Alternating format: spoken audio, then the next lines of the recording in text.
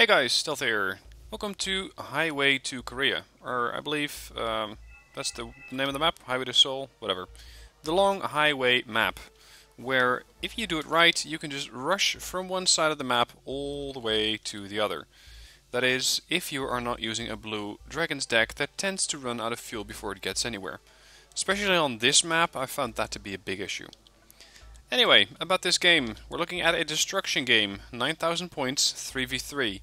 We got Chris, Assyrian.Lio and Uzi Hitman on one team, blue 4. Tricky Fountain, Penguin Power, that's an awesome username, and Zeo Sam on the other team. Now, what's going to be interesting about this replay is that according to the description that Assyrian.Lio gave me, is that he says it's a destruction on the highway map, and we lost our spawn. We turned the tables on them. It's going to be interesting, so let's have a look. I know that Assyrian is using a Land Jut Armored.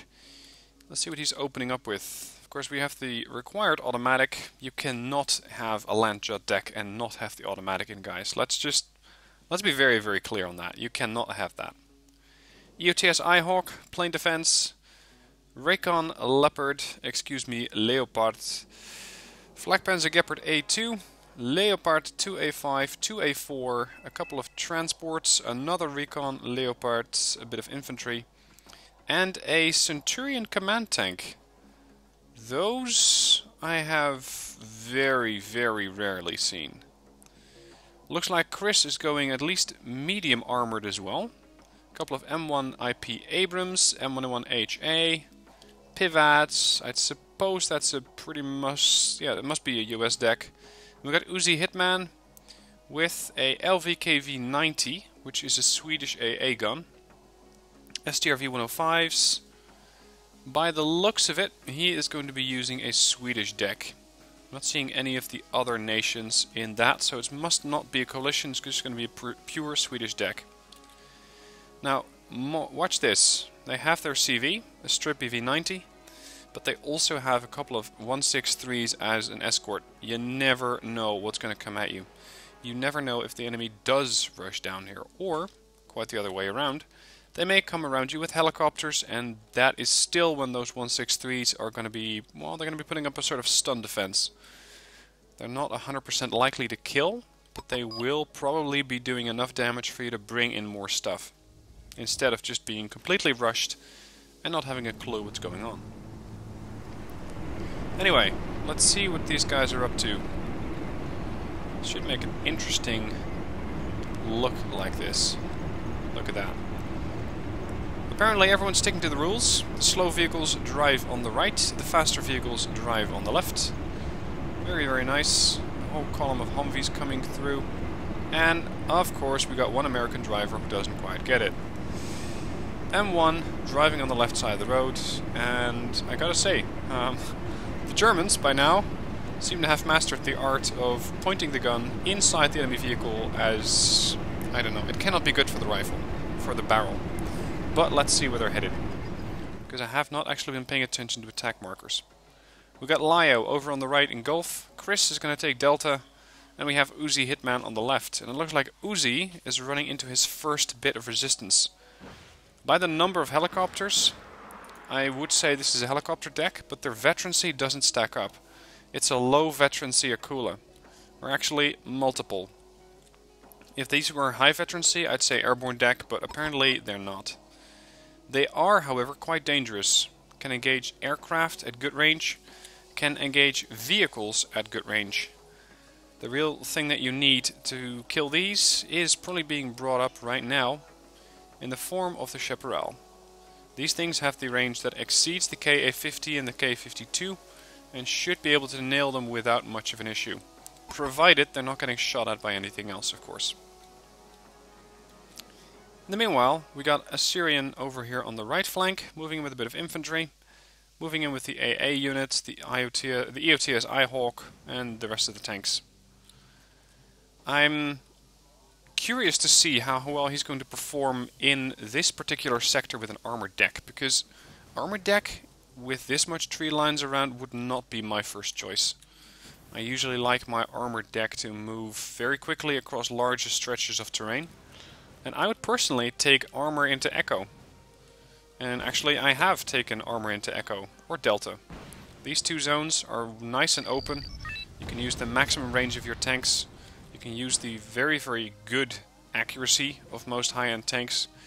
And of course, with your high-end tanks at maximum range, you're going to do maximum damage.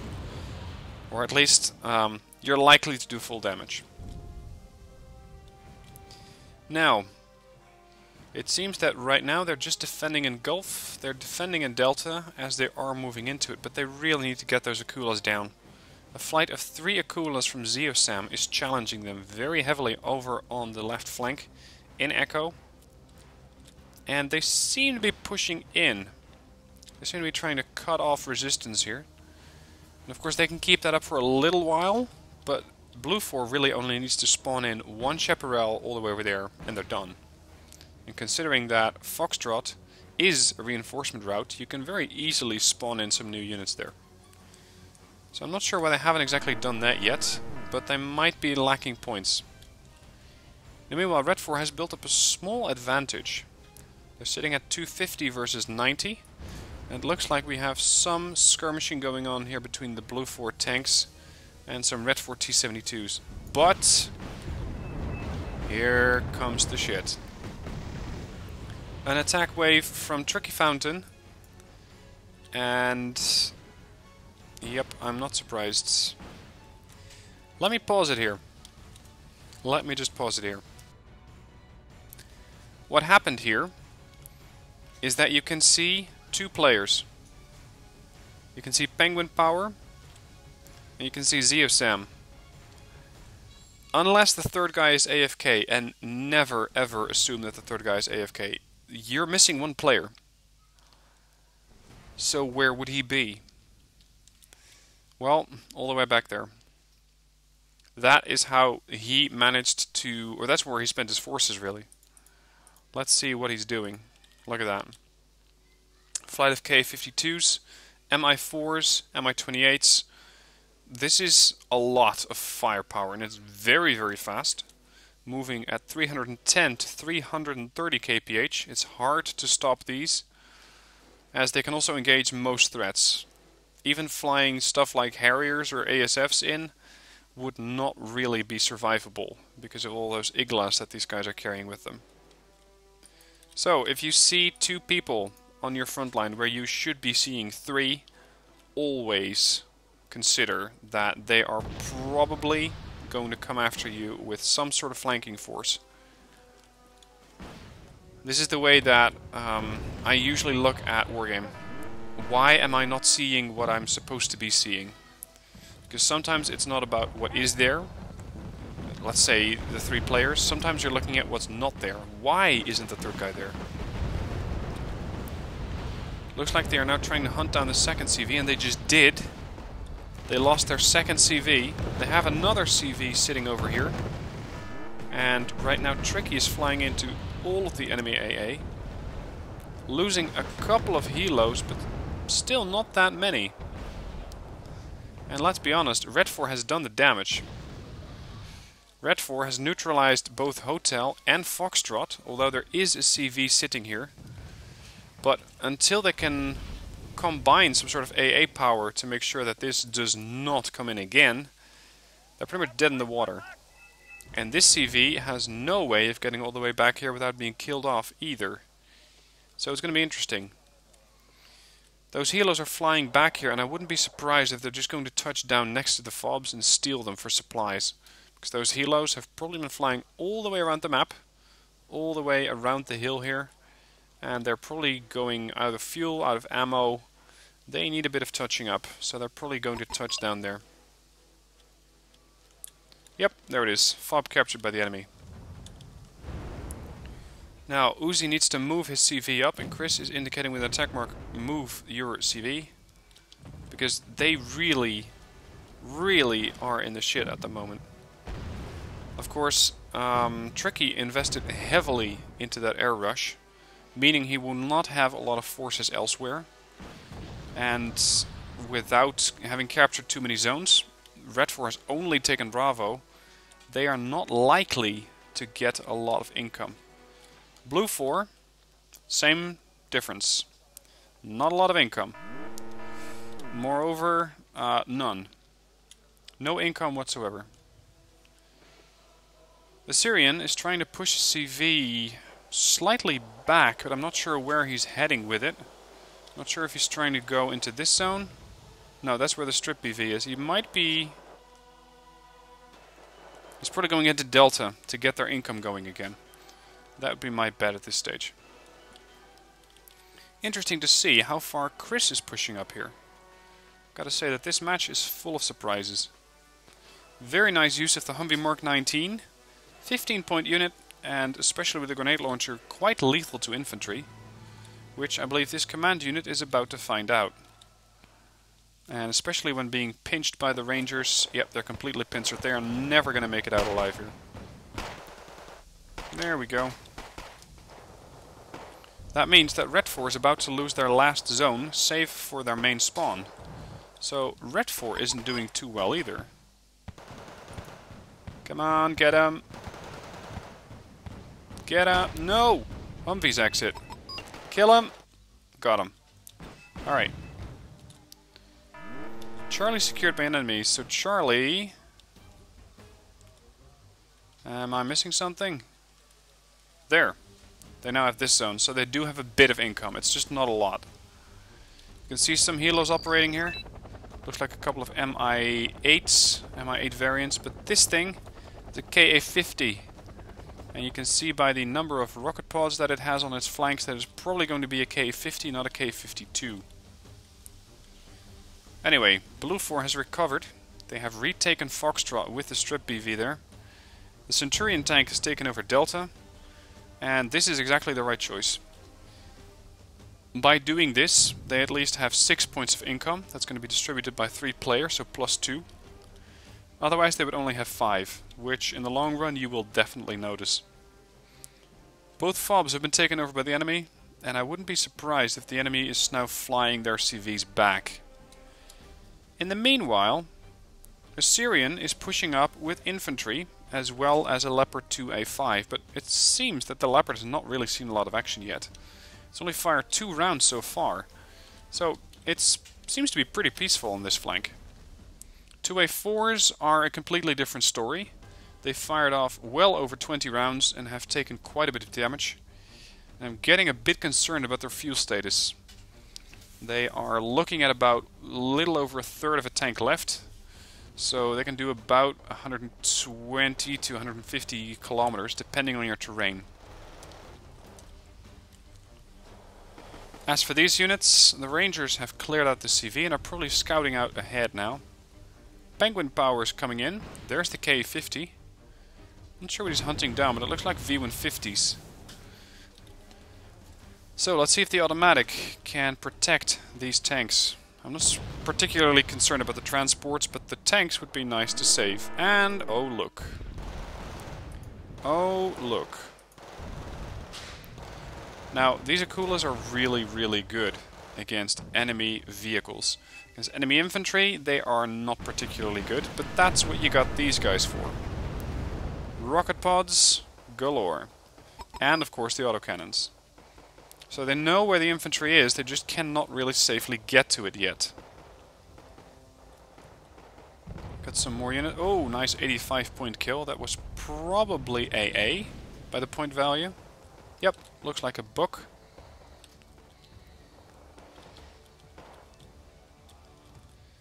Question is, are they ever going to be able to get back here?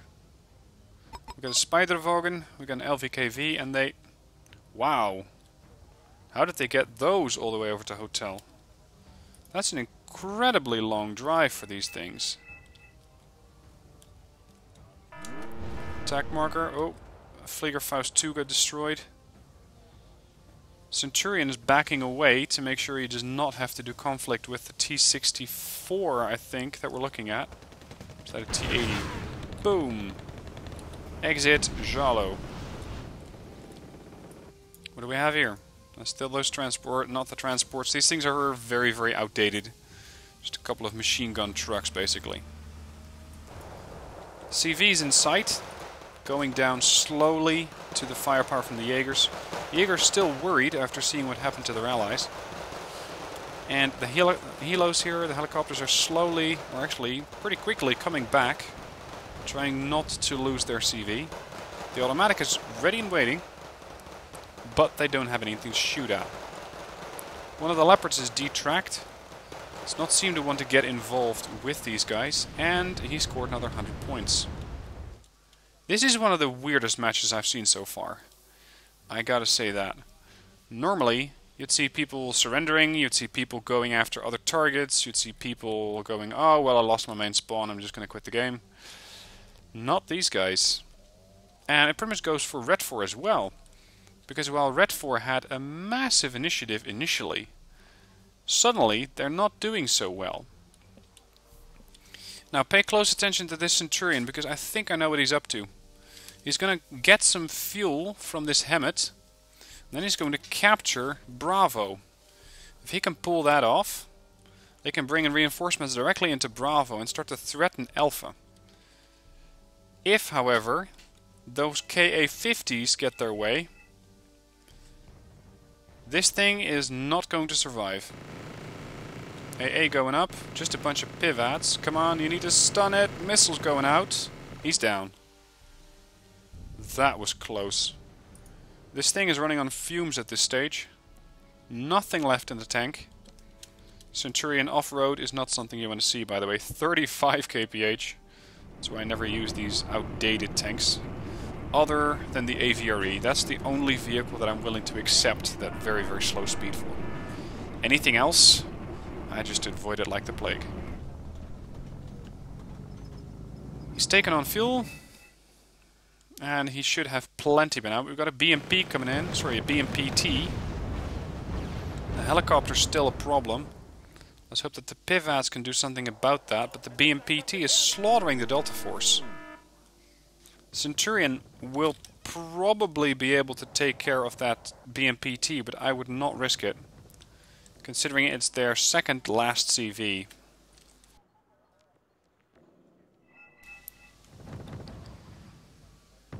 Now we have our Assyrian.Lio over here on the right, who still has control over these zones. So what exactly is Red 4 up to? What exactly are they fielding and where are they fielding it? Because I, for one, am quite surprised to not see any kind of Red 4 units. Now, of course, I don't exactly know what kind of income levels they had in this map. I have no idea if they set it to low income. But it's still unusual not to see any Red 4 units.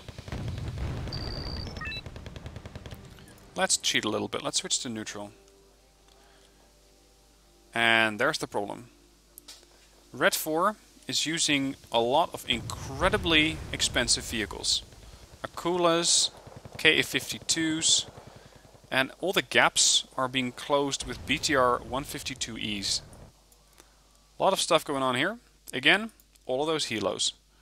I'm not sure why Tricky is not pushing up with these helos, because he could have done an immense amount of damage.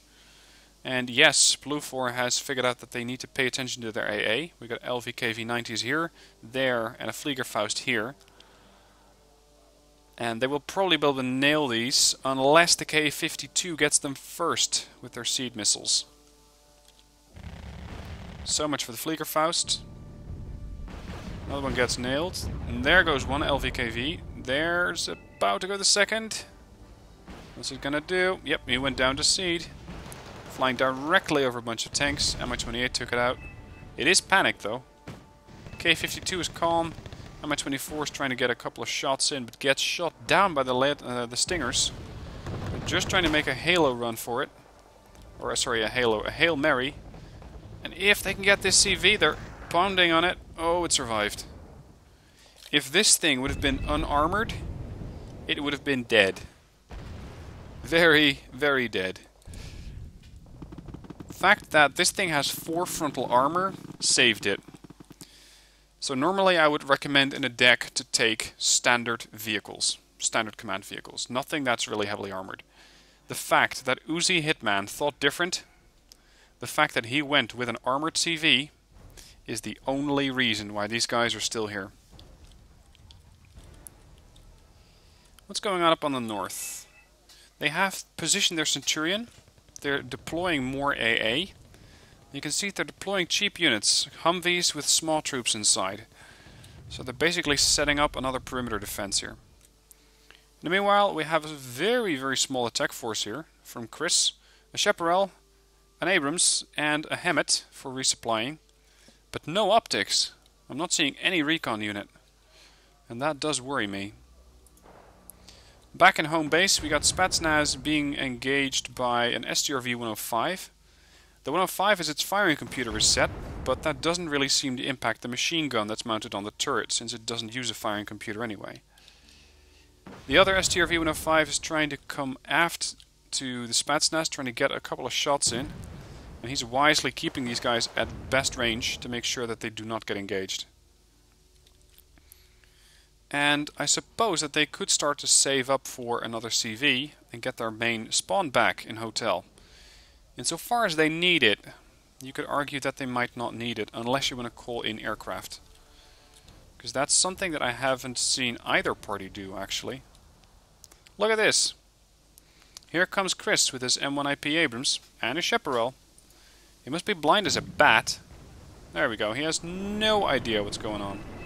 But that BTR-70 is completely out of position. Took a hit, survived. M1 getting up for another shot. Target down. So much for Alpha. So much for Bravo. So much for Foxtrot. Red 4 has no further command vehicles, or at least no further command zones. I'm not sure they don't have any further command vehicles, or this battle would have been over. So the question is, where do they have those? Spetsnaz are accounted for now, they're all gone. This tank has captured both of the FOBs back, so it can be used for resupplying. But where's the last CV? That's going to be the hunt. M1IP going down. I think that with the last hit he may have hurt one of those T-64s, but he didn't kill it. There we go. Penguin Power can still at least destroy the Chaparral if he wants to, and if he can find it. We've got a Cayuse coming in. It's going to be heavily engaged by those machine gun trucks, and they're not as useless as I thought. They just wiped out that recon helo. We still have a couple of Spetsnaz troopers coming in. The only thing that can shoot at it is this EPBV-90. It's reasonably heavily armored. 4 frontal, 3 side, 2 back and 2 top. So Spetsnaz will never be able to penetrate it, but they will be able to stun it. If they can get in range of the cavalry scouts though, that would be additional firepower that could help out the EPBV. And maybe they can push out some other units. Maybe the small could work. Range of 875. You might get 1 or 2 shots off. And then you're probably going to get overwhelmed by the RPO. Hotel has been secured by an enemy. Wow. Hotel? Interesting. This map has completely turned around since we started looking at it. We started out with blue 4 here and red 4 all the way on the other side of the map. Currently, it has completely changed and red 4 has taken control of Hotel. I'm curious with what, but I think it may have been an infantry command inside a helicopter. Inside this helicopter, to be exact. And of course, red 4 starts spawning in new stuff. We have, by the looks of it, a couple of Jalos taking up cover behind the wreck of another Jalo. And yet again, Hotel is lost. But it is, I suppose you could say, more lost than it was, as now it's under control of red 4. I don't see red 4 winning this, though. Oh, what? Uzi Hitman surrendered. Why? He's blue 4. And he didn't disconnect because he left. Otherwise it would just say he disconnected. Or he left the game. But he surrendered first. So it's back to being a 2v2. It's just that red 4 has way more points. Correction, blue 4 has way more points than red 4. I'm interested to see what kind of moves red 4 has left. Because blue 4's position is really not that secure. They only have 2 zones. They have... they still have a bunch of units moving around here. But they still only have 2 CVs. Assyrian.Lio puts an attack marker down. He says you may want to hit there. Okay. We got an optical failure on the AA unit. Not that that thing had any good optics to begin with. Just very good air detection. He's trying to pull it back. Probably rushing away from the BTR Jalos. Which, if they get into range, are going to be a massive issue for these guys. CV's on the way, says Assyrian. And here it is. It's another Centurion. It's going to take a while before it's going to get there, though. As for the other units, bunch of riflemen, Cobras, Smalls, Hemmets, Chaparral. They have a pretty solid position in Bravo, provided that the enemy does not come through here. If they do, with anything that resembles a tank, they're not going to be doing very well. Because the Centurion is not particularly easy to hide. Optics is only medium, stealth is poor, rate of fire is not bad for a tank at 8 rounds a minute, but its accuracy and armor penetration are very much outdated. 1965 technology. So let's speed this thing up a bit, see what's going to happen towards the end. We've got a Recon Cobra flying back. He's probably going to try and find out what's going on. So let's put some Smalls here to defend. I'm just not sure to defend against what, because there's nothing out there. And there is the infantry CV, exactly where Assyrian had predicted it would be. You can see some Kylers coming in, 1 Kyler and 1 AGS, and again, considering by the very, very low amount of troops that are being fielded, I'd say that this is a low income destruction game, making it not so much a tactical game, but more tactical than it usually is.